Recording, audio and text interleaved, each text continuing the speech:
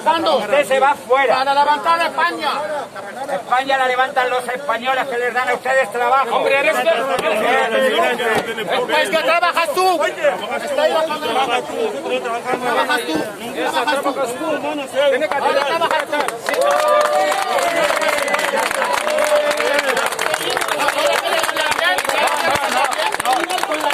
No vayáis, no vayáis, no vayáis, no. ¿Ahora quieres hablar bien? No vayáis, era una broma, hombre. Broma, sí, broma.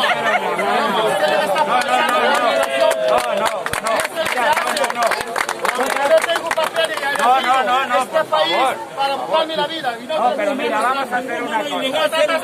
Vamos a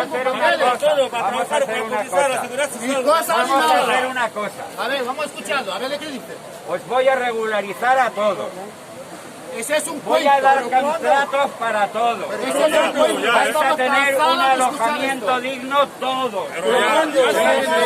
Entonces lo que tenéis que hacer es, ahora venís a trabajar y luego ya regularizaremos las cosas. No, por eso no son papeles. Eso es mentira.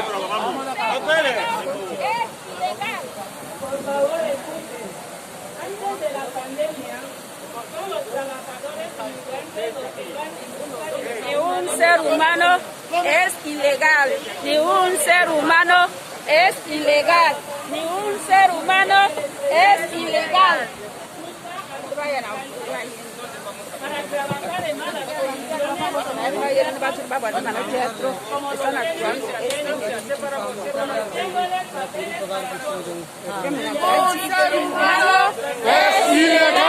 Ningún ser humano es ilegal.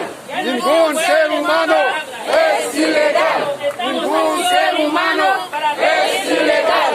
Ningún ser humano